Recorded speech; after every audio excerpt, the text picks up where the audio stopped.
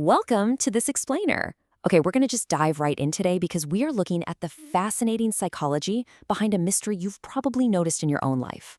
Have you ever wondered why two people with the exact same intelligence and the exact same experience often end up in completely different places?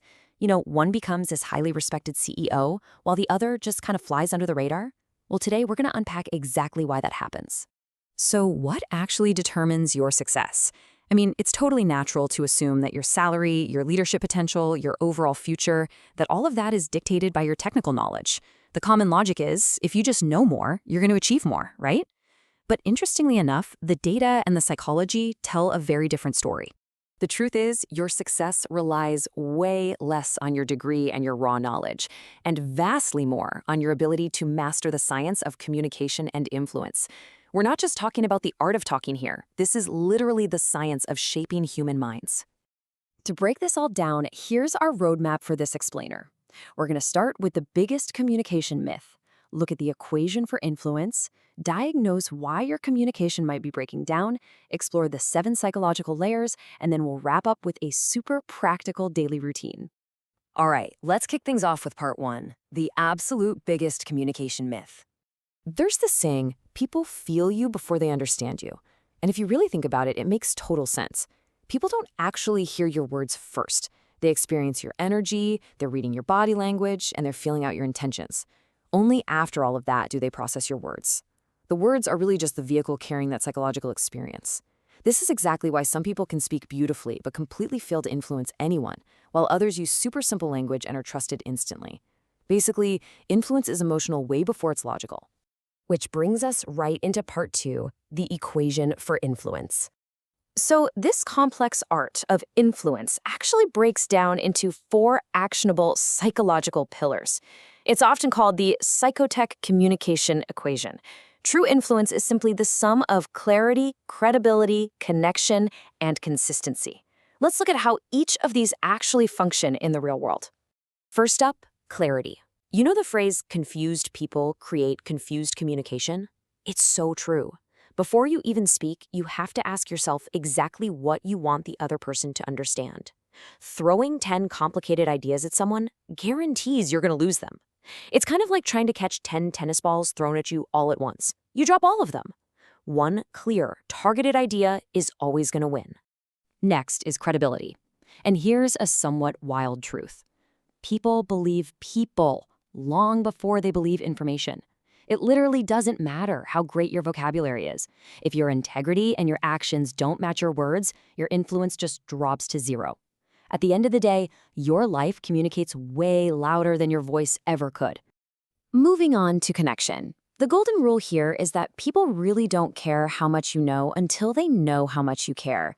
Connection is essentially emotional synchronization. It requires deep listening, holding eye contact, using their name, and genuinely trying to understand their world before you try to force them to understand yours. And wrapping up the equation, we have consistency. Real talk. Lasting influence isn't born from occasional bursts of motivation or, one really great speech. Trust is built by reliable, repeated interactions. It's those small, consistent, daily touchpoints that actually create lifelong relationships and cement your influence. Okay, so if we have this equation, why do things still go wrong? Let's unpack that in part 3, why your communication fails. So there are 5 hidden communication killers that trip up even the smartest professionals. And notice, not a single one of these is about having a weak vocabulary. They happen when we listen just to reply, when we speak with ego, try to impress people, assume others think exactly like we do, or when we just completely ignore emotional states. It happens because, frankly, human psychology is so often misunderstood. And if you take away just one thing regarding why those failures happen, let it be this. An emotional brain simply cannot process logical arguments.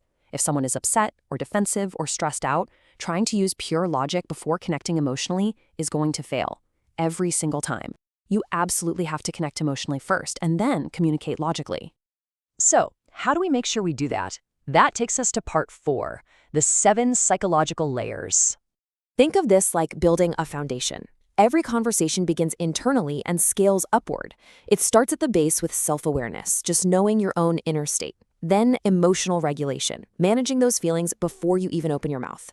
Next is purpose, where you get clear on your desired outcome. Then comes empathic listening. Only after all of that do you reach structured expression, which is followed by trust building. And finally, at the very peak, you hit transformational influence. That's the ultimate goal, helping people think, feel, and act differently. All right, theory is great and all, but how do we apply this? Let's get practical with part 5, your daily 5-minute practice. You literally just need 5 minutes a day to fundamentally rewire how you connect. Seriously, try this. Spend 1 minute observing your emotional state, and another minute reading aloud to practice your language. Take 60 seconds to record and just listen back to your own voice.